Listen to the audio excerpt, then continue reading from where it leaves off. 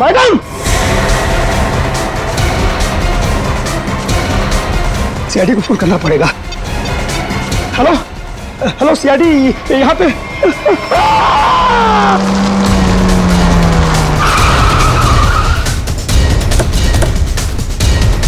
Sir, phone का location इस building में दिखा रहा है। हमें शायद किसी ने इस बिल्डिंग से ही फोन किया था।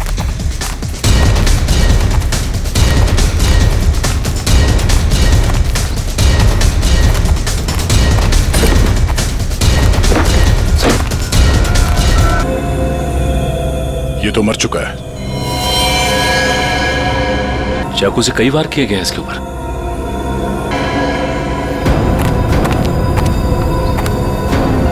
चारों तरफ खून फैला हुआ है। ऐसा लगता है कि इसने अपने आप को बचाने के लिए काफी कोशिश की पर मारा गया। सर, इस रिक्शा वाले के अलावा यहाँ पे और कोई भी नहीं है सर, सिर्फ यही है। सर, ये बिल्डिंग की हालत देखकर तो लगता है कि कंस्ट्रक्शन का काम काफी टाइम से रुका हुआ है। फिर ये रिक्शा ड्राइवर यहाँ क्यों आया होगा? हो सकता है श्रेया ये अपने दोस्तों के साथ यहाँ आया हो। उसके बाद आपस में इन लोगों की लड़ाई हो गई, दोस्तों में से किसी ने मार दिया इसे और निकल लिए। सर, हाँ? इस फोन में लास्ट डायल नंबर हमारा ही है। इसका मतलब इसी ने हमें कॉल किया था। सर, हाँ? तो लेडीज वॉच आज से गिरी नहीं है, टूटी है। Ladies watch? मतलब यहाँ पे कोई औरत थी? ऐसा लगता है कि उस रिक्शा वाले ने यहाँ पे कुछ होते हुए देखा है और इसीलिए उसने मदद के लिए हमें फोन किया और उसके बाद किसी ने उस पर हमला किया और वो मारा गया। मगर ये लड़की जिसका ये वॉच है, ये कहाँ है? ये क्या है?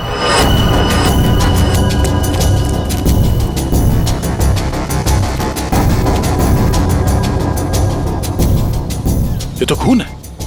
खून से निशान बनाया गया और ये ऊपर की तरफ इशारा कर रहा है।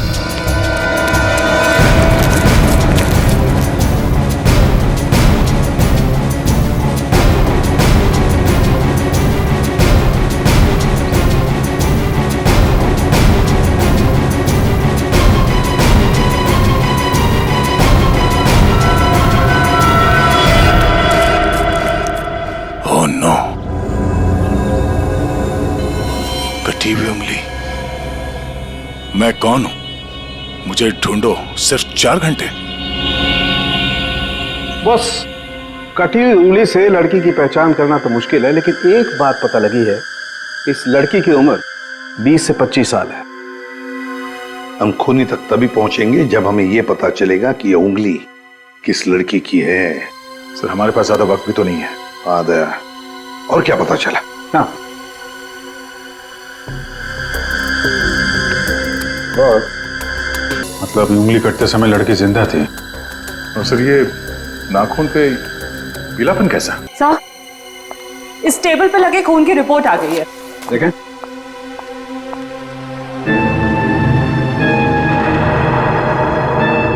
माय गॉड, क्या हुआ साहब के? क्या रिपोर्ट में? विक्टिम के खून में बहुत ज्यादा मात्रा में एनाबॉलिक स्टेरॉइड्स हैं। Anabolic steroids?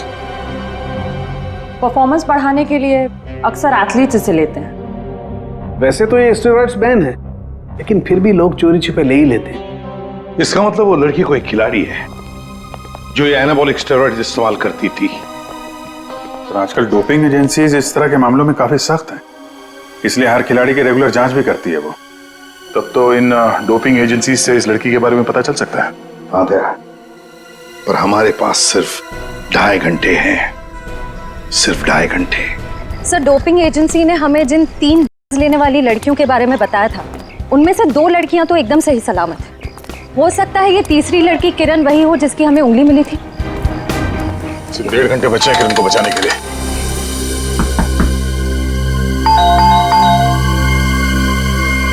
लगता कोई नहीं घर में।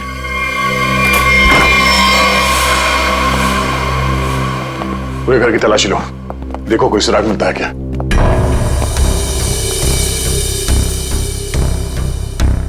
थैंक्स यार, तुम लोगों ने बैग उठाने में मदद की। चलो वो छोड़ो, तुम बताओ गोवा कैसे रहा? बहुत बढ़िया। ये दरवाजा कैसे खुला है? यार ये किरण बहुत लापरवाह लड़की है, दरवाजा तक नहीं बंद कर सकती। आप लोग घर में कैसे घुसे? हम लोग सीआईडी से। आप लोग कौन है? मैं डिम्पल हूँ और ये रिया, हम दोनों यहीं रहते हैं। ये रवि और ये आशीष है हमारे पड़ोसी। सब ठीक तो है ऑफिसर? क्या किरण भी आप लोगों के साथ यहीं रहती है? हाँ, किरण हमारी रूममेट है। वो ठीक तो है ना? उसे कुछ हुआ तो नहीं? लगता है किसी ने उसे अगवा कर लिया। हम लोग उसी की छानबीन कर रहे हैं। और उसे अगवा किया किसने? देखिए अब तक ये तो नहीं पता चला है, लेकिन जिसने अगवा किया है उसका मैसेज मिला था हमें, और उसी की छानबीन करते करते हम लोग यहाँ तक पहुंचे। आप लोगों ने आखिरी बार कब बात की थी किरण से? हम लोग एक ट्रिप पर गए हुए थे। मेरी कल शाम ही उससे आखिरी बात हुई थी। और आज सुबह को मैंने उसे घर से बाहर जाते हुए देखा था। शहर के दूसरे किनारे पे जो बिल्डिंग बन रही है वहां पे गई थी वो। हो सकता है उसे वहां किसी ने बुलाया हो। पर हमें इस भर में कोई भी आइडिया नहीं है। और बात भी उसने बहुत नॉर्मल की थी, ऐसा तो कुछ लगा नहीं। श्रेया, इस किरण के कॉल डिटेल्स निकालो, पता करो कि पिछले कुछ दिनों में किस नंबर पे उसने सबसे ज्यादा बात की है। सर, हो सकता है उसने वहां सुनसान बिल्डिंग में बुलाया। किरण का नंबर दीजिए।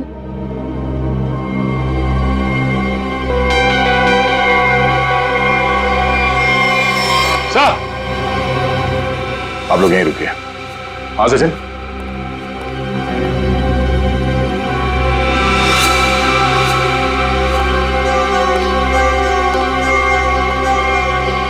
खूनी का एक और संदेश सर, ये देखिए, कोई कोड लगता है। अंधेरे में रास्ता, इसका मतलब है हमारे पहुंचने से पहले खूनी यहाँ पर आया था और उसे पता चल गया था कि हम लोग किरण के घर तक पहुंच जाएंगे। अंधेरे में रास्ता, इसका क्या मतलब हो सकता है सर? और ये किस तरफ इशारा कर रहा है? इसका मतलब यह है कि खूनी ये चाहता है कि हम पहले उसकी ये पहले सुलझाए, तब रास्ता मिलेगा। खेल खेल रहा है हमारे साथ, अंधेरे में रास्ता। एक मिनट, ये दरवाजे और खिड़की बंद करो, पर्दा खींच लो।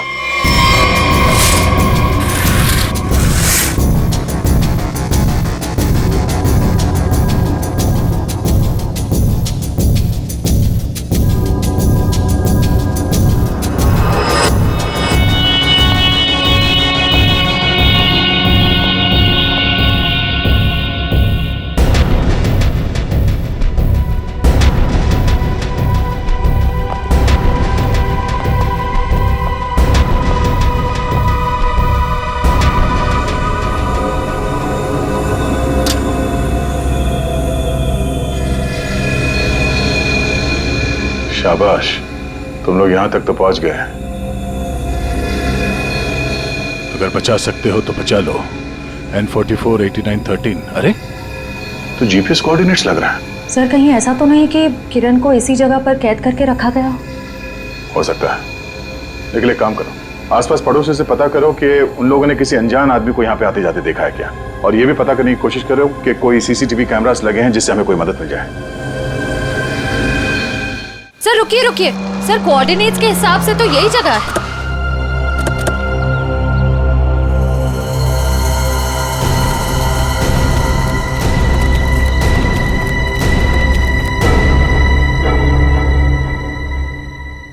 सर, यहाँ अंदर तो कोई भी नहीं है। जरा आसपास देखो।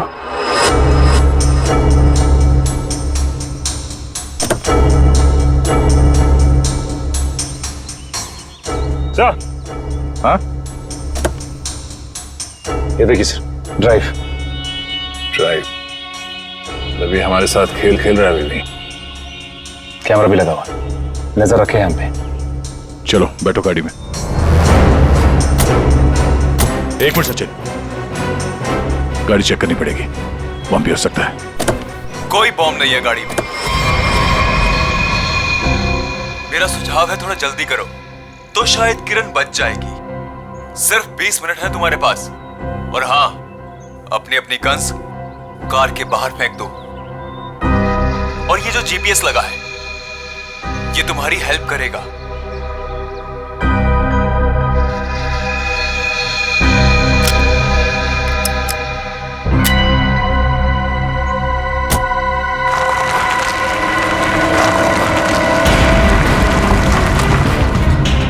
अपनी सीट पर 300 मीटर आगे जाइए।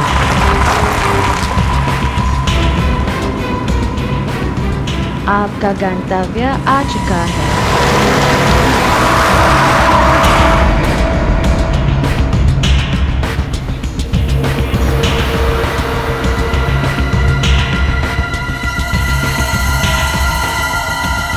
किरण यहाँ हो सकती है। चलो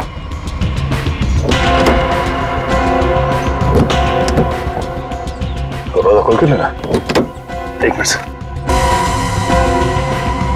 कैसे खुलेगा दरवाजा? हाँ? सीआईडी वाले अपने आप को बहुत होशियार समझते हैं ना। देखता हूं कैसे निकलते हो यहां से।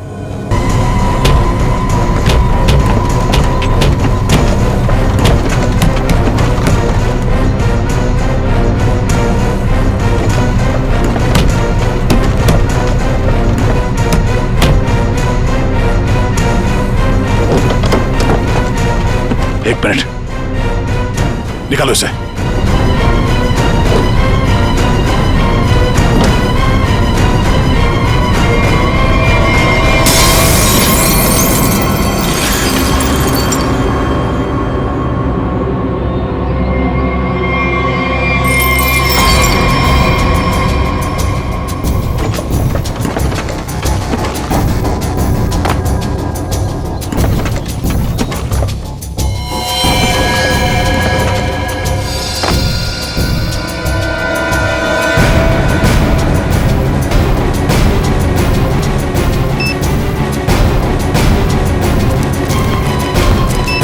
किरण,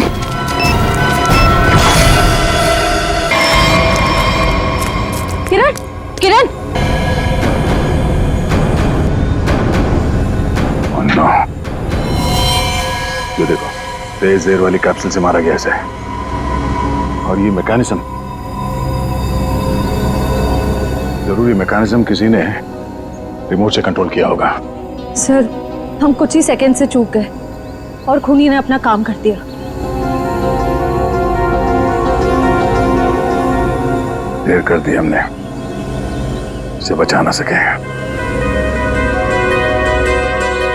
चल, आ सचिन, चलिए किसे मिला? कौन? वो 50 करोड़ तो हमारे हाथ लग गए और दया का डुप्लीकेट भी गायब है। अब आगे क्या करना है? अभी बहुत कुछ करना बाकी। जो काम हरप्रीत ने शुरू किया था उसे मैं खत्म करूं। हमें अभी और क्या चाहिए? वो वाला नक्शा हमें मिल गया है। अब हमें नक्शे का बचा हुआ हिस्सा और खजाने की चाबी हासिल करनी होगी। लेकिन हमें तो ये भी नहीं मालूम कि ये दोनों चीजें हैं कहाँ। फिर हम उन्हें हासिल कैसे करेंगे?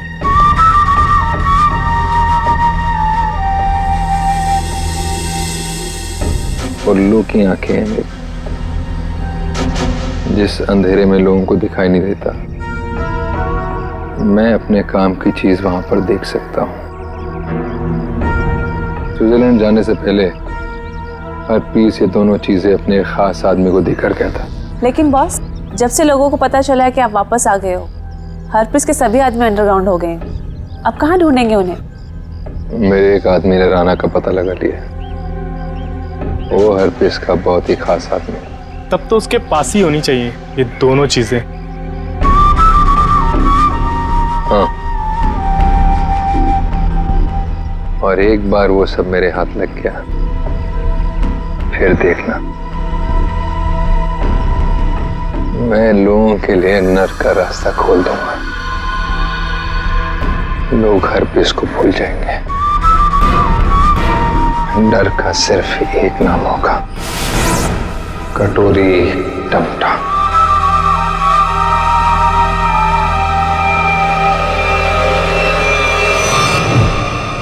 अब तक जो कुछ किया है बहुत सोच समझ के किया है, प्लानिंग के साथ किया है।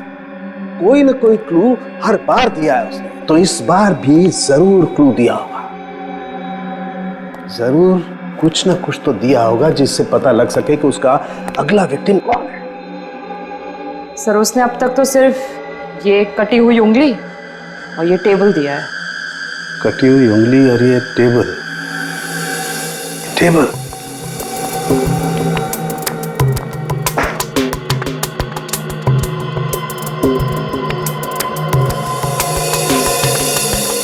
का एक बात समझ में नहीं आ रही है कि टेबल का ऊपर का हिस्सा टेबल के साथ मैच नहीं कर रहा है। ये टेबल इतनी पुरानी भी नहीं है, फिर ये ऊपर से प्लाई चिपकाई क्यों इसने? हाँ सर सही में।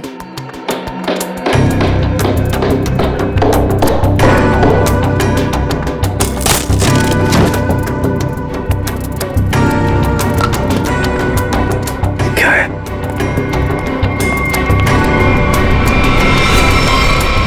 God.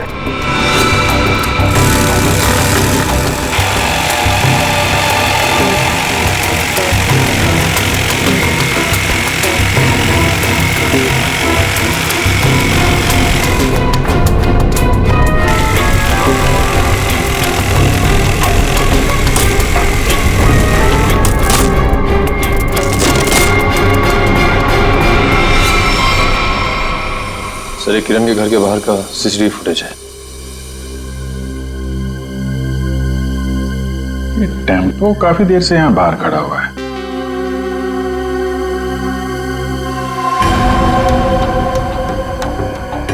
चेहरा ढका हुआ है, यही खूनी है।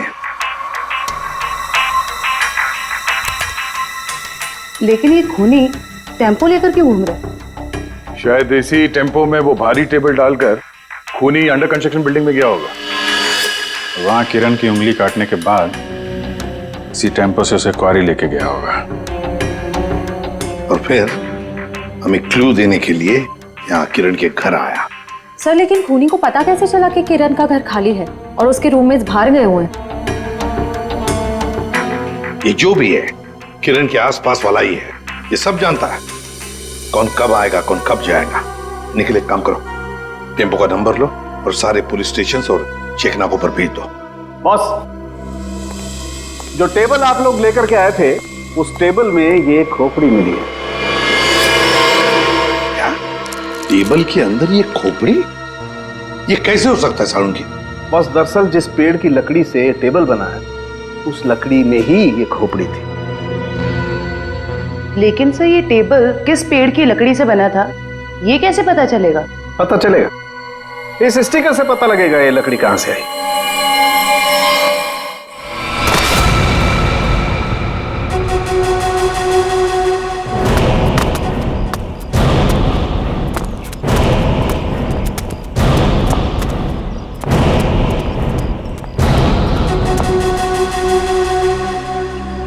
याद रहे, राना मुझे जिंदा चाहिए, मरा हुआ राना मेरे किसी काम का नहीं। कोई उस पर गोली नहीं चलाएगा। रास्ते में कोई आए उड़ा दो उसे। Come on.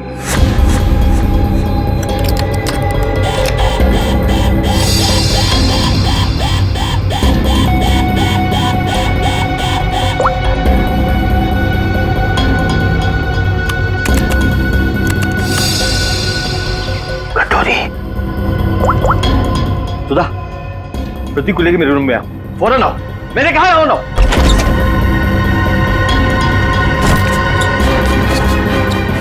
क्या हुआ? सुधा, अच्छा वो तुम आ गई। प्रतीक, दरवाजा बंद करो।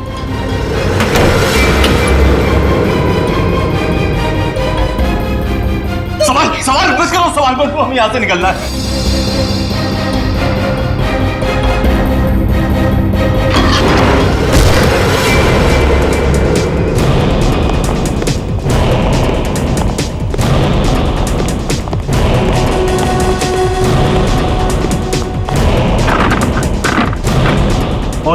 दरवाजा अंदर से बंद है।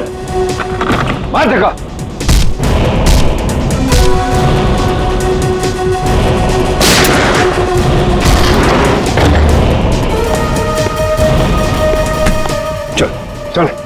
चल। ये साला पानी तो आया नहीं जहाज में।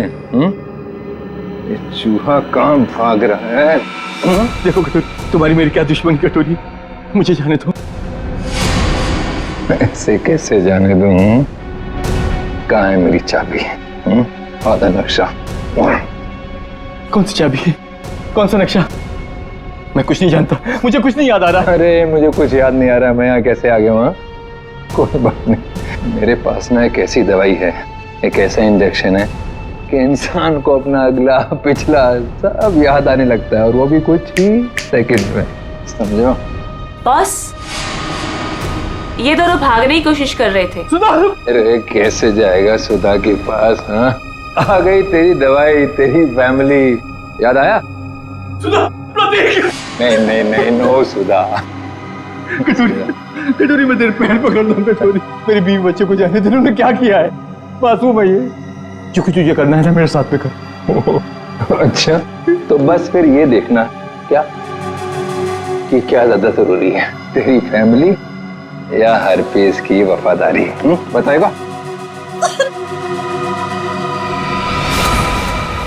ये टेबल तुमने बनाई थी ना? सब वो झूठ मत बोलना, समझे?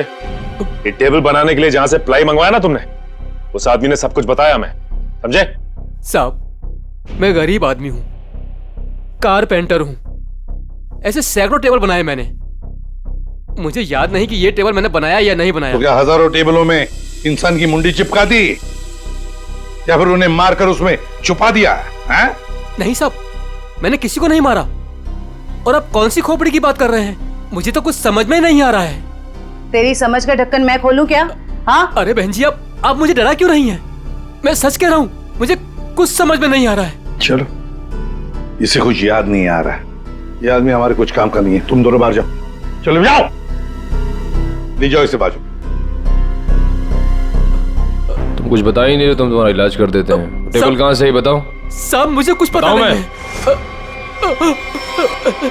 देखिए, बताता हूँ, सब बताता हूँ साहब, बताता हूँ। साहब, मैंने खोपड़ी देखी थी, लेकिन मैंने उसे टेबल में नहीं लगाई, वो टेबल में पहले से चिपकी हुई थी। मैंने उसे प्लाई से सिर्फ ढका था साहब। किसकी टेबल थी? मनोज जी की। उनकी एक पुरानी टेबल टूट गई थी, मुझे बनाने के लिए बुलाया था। मैं टेबल बना रहा था तो मैंने देखा उसमें सब आपकी टेबल में इंसान की खोपड़ी है साहब।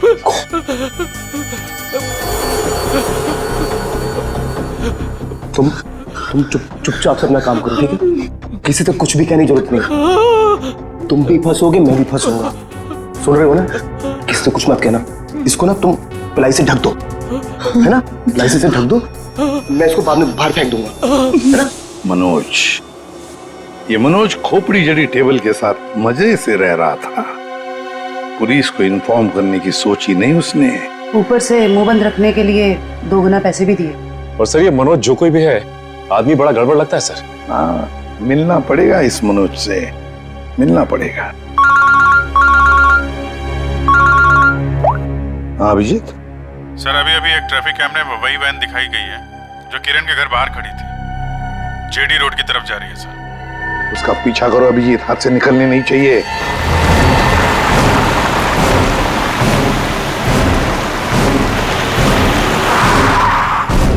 वैन तो यहीं खड़ी है, और इससे अच्छी जगह क्या हो सकती है छुपने की? संभाल के, पुनी है उधर से।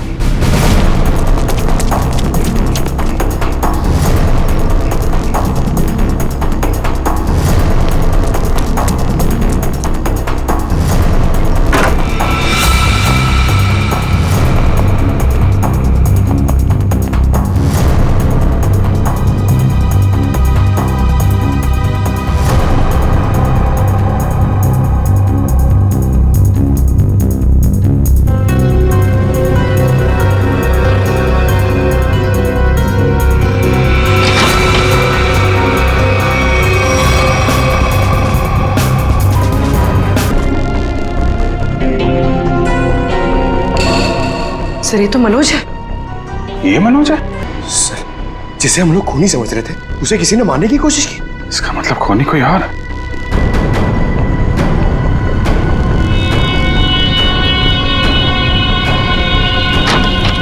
रुक जाओ नहीं तो गोली मार दूंगा। इसको संभालो।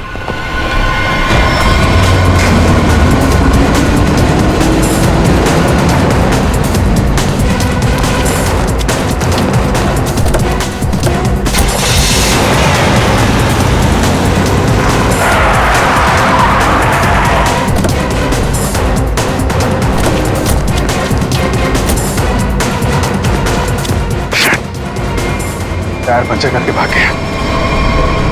क्या करें सर?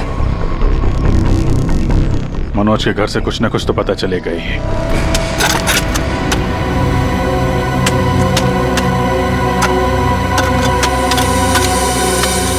संजना, तुम्हें पूरा यकीन है कि वहां पर एक पेड़ था? हाँ सर, एक पेड़ था, लेकिन उसे काट दिया गया। क्यों काट दिया? क्योंकि वो पेड़ रोड पे झुक रहा था सर। अच्छा अच्छा अच्छा, चलो ठीक है। तो फिर उस पेड़ की लकड़ियों का क्या किया है? सर, उन लकड़ियों से घर का फर्नीचर बनवाया। लेकिन आप लोग ये सब क्यों पूछ रहे हैं सर? वो इसलिए संजना कि जो टेबल मनोज ने बाहर फेंकी थी उसकी लकड़ी में हमें एक इंसान के खोपड़ी का हिस्सा मिला। खोपड़ी? ऐसे कैसे हो सकता है? वही पता लगाने की हम कोशिश कर रहे हैं।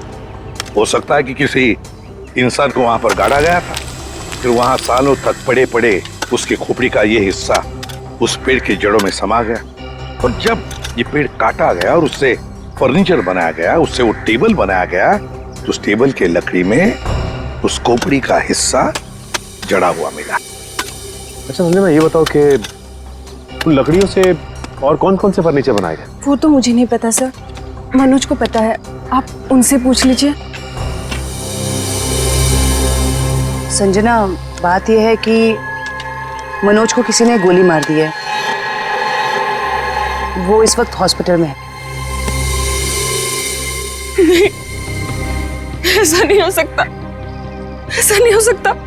वो तो ऑफिस के लिए निकले थे। ऐसा नहीं हो सकता।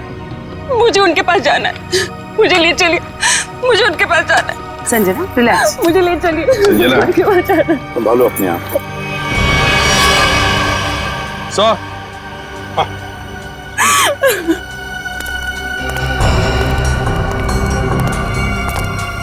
निखिल,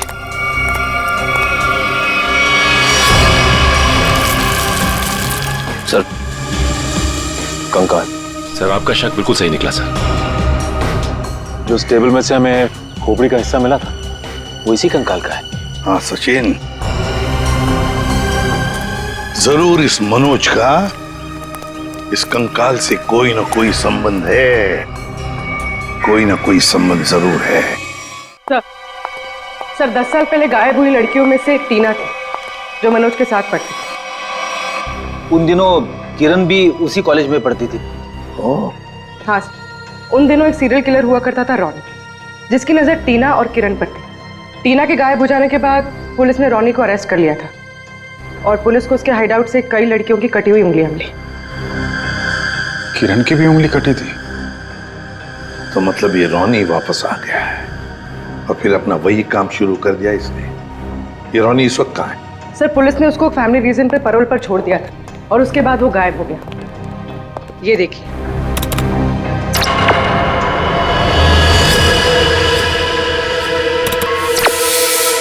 सर, इस चेहरे को कहीं देखा है? कुछ जाना पहचाना सा लग रहा है। तो जरा इसका ये दाढ़ी मोछ निकालो जरा।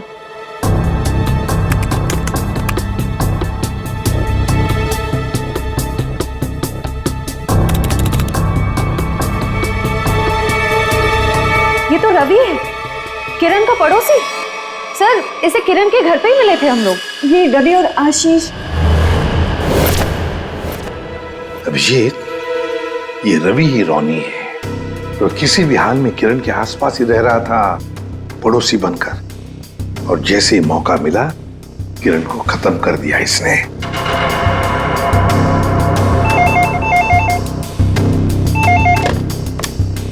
हेलो। हेलो एसीपी, खुद को बहुत स्मार्ट समझते हो ना? हाँ, तुम्हें इसकी कीमत चुकानी पड़ेगी। तुम्हारे पास सिर्फ 1 घंटा बचा है। बचा सकते हो तो बचा लो संजना को। बचा लो मुझे, प्लीज मुझे बचा लो। हेलो, मुझे हेलो। बचा लो। संजना उसके कब्जे में है और हमारे पास सिर्फ 1 ही घंटा उसे बचाने का। इतने कम समय में हम उसे कैसे ढूंढेंगे? रेडी, कॉल ट्रेस करो कहाँ से आई है। और पूर्वी ये रोनी का अड्डा कहाँ है, जरा चेक करो। सर कोई पुरानी मिल है, खीरा नगर में। खीरा नगर? अब रोनी संजना को खीरा नगर ही लेकर गया है।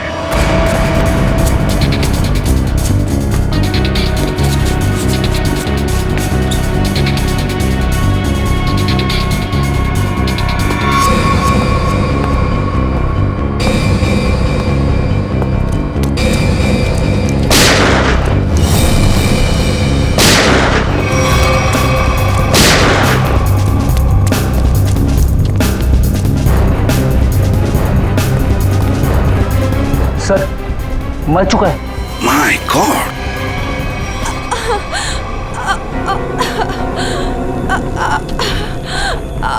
संजना, सर गोली छूकर निकली। ठीक हो तुम?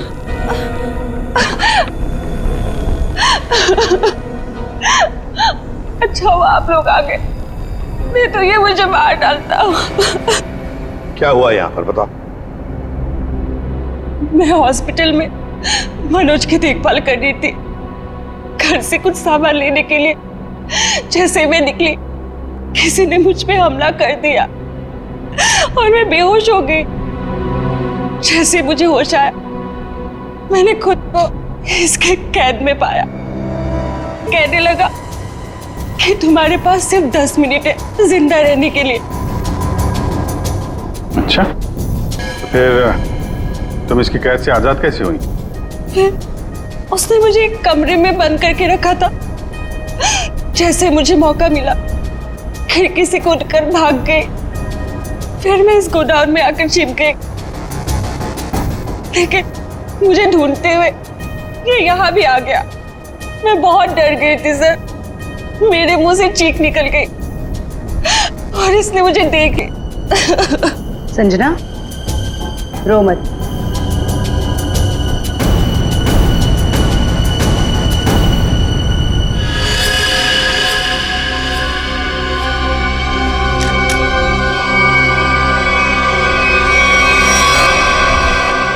मुझे यकीन नहीं हो रहा कि मैंने किसी को मार डाला। संजना, जब तुमने इस पे गोली चलाई तो तुम कहाँ पे थी? सब यही कहीं पे खड़ी थी। मुझ पे हमला करने के लिए कुर्सी उठाने की कोशिश कर रहा था, चला दी। अच्छा, तो तुम यहाँ थी और वो वहां पे करीब 10 फीट की दूरी पे, है ना? जी सर। झूठ बोल रही हो तुम। ये आप क्या कह रहे हैं? इस गन पे ये जो खून के छींटे हैं, ये 10 फीट से गोली चलाने पे नहीं आएंगे। इस पे खून के छींटे तभी आएंगे जब गोली बहुत पास से चलाई जाए, या बिल्कुल बॉडी से सटाकर। हाँ संजना जी, ये जो तुम कह रही हो ना कि उसने तुम पर गोली चलाई, ये जख्म जो तुम्हें यहां पर हुआ है, वो गोली इसने नहीं चलाई, वो गोली तुमने खुद अपने आप पर चलाई। मैंने ये सब टीना के मौत का बदला लेने के लिए किया है। टीना मेरी बड़ी बहन थी। 10 साल पहले उसे मार दिया गया। सबको यही लगता था कि रोनी ने उसे मारा, क्योंकि रोनी उसका पीछा करता था और वो एक सीरियल किलर था। टीना ने मुझे बताया कि मनोज और किरण ड्रग बेचते थे। इससे पहले कि टीना उनकी असलियत दुनिया के सामने बताती, उसे मार दिया गया। तो तुम्हें लगता है कि टीना को मनोज और किरण ने मारा और रोनी को इसमें फंसा दिया? हाँ, मुझे लगता नहीं, मैं जानती थी कि ऐसा ही हुआ है। मैंने पुलिस को भी ये सब बताने की कोशिश की, लेकिन किसी ने मुझ पे विश्वास नहीं किया। मैंने मनोज से दोस्ती की, उसके बाद उससे शादी करके उसके घर में आई। उसका भरोसा जीता ताकि ये पता लगा सकूं कि हुआ क्या था। तो मनोज ने ही टीना की बॉडी को अपने घर के पिछवाड़े गाड़ा था। मुझे बॉडी के बारे में कुछ नहीं पता था। फिर एक दिन कारपेंटर को मनोज से बात करते हुए सुना। खोपड़ी है साहब। तुम चुपचाप से अपना काम करो, ठीक है? किसी से कुछ भी कहने की जरूरत नहीं है। तुम इसको पिलाई से ढक दो, मैं इसको बाहर बाद में फेंक दूंगा। तो तुमने ऐसा प्लान बनाया कि तुम्हारा बदला भी पूरा हो जाए और इल्जाम रॉनी पे आए। मुझे पता चला कि रॉनी जेल से बाहर आ गया है और इसी मौके का फायदा उठाकर तुमने किरण और मनोज से बदला लिया और रॉनी को भी गोली मार दी। हाँ, जो उनके साथ होना चाहिए था। नहीं संजना, तुमने जो कुछ भी किया गलत किया। हाँ, तुम्हारी बहन के साथ जो कुछ भी हुआ अच्छा नहीं हुआ, पर इसका मतलब ये नहीं था कि तुम दो लोगों की जानें लो। कानून तुम्हें कभी माफ नहीं करेगा। तुम्हें कड़ी से कड़ी सजा होगी, फांसी होगी तुम्हें, फांसी। छोड़ो मुझे, छोड़ो। तेरा वक्त पूरा हुआ राना। मुझे नक्शा और चाबी चाहिए, वो भी अभी के अभी, वरना पहले तेरी बीवी इसकी कीमत चुकाएगी और फिर ये मासूम बच्चा।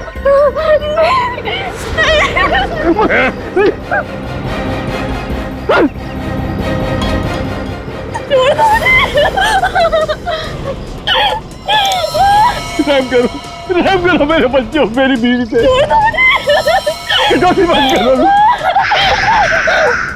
शोर नहीं, मुझे शोर बिल्कुल पसंद नहीं। अगर उंगली कटने से तकलीफ हो रही है तो सीधा गर्दन काट दे। नहीं कटोरेगा। जो भी तुम्हें चाहिए मैं दे दूंगा, सारी इंफॉर्मेशन दे दूंगा। सही वक्त पर सही फैसला। तो बताओ फिर, बता बता बता बता।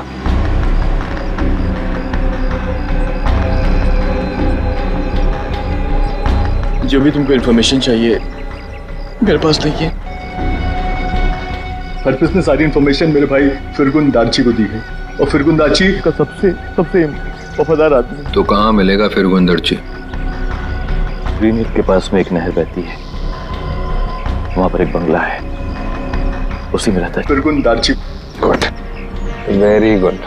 मैं तुमको सारी इन्फॉर्मेशन दे दी ना? हा? जो तूने पूछा मैंने बता दिया। मेरे बच्चे भी जाने दे, जाने दो, बिल्कुल जाने दो। सीधा ऊपर वाले के पास। ऐसा नहीं कर सकते। मैंने तुमको सारी इन्फॉर्मेशन दे दी, तुम ऐसा नहीं कर सके चोरी। अब फिरगुन दर्जी को मिलकर उससे बाकी का नक्शा लेकर शाबिल हासिल कर लूंगा और फिर मुंबई शहर में होगी दहशत। अब मुझे कोई नहीं रोक सकता।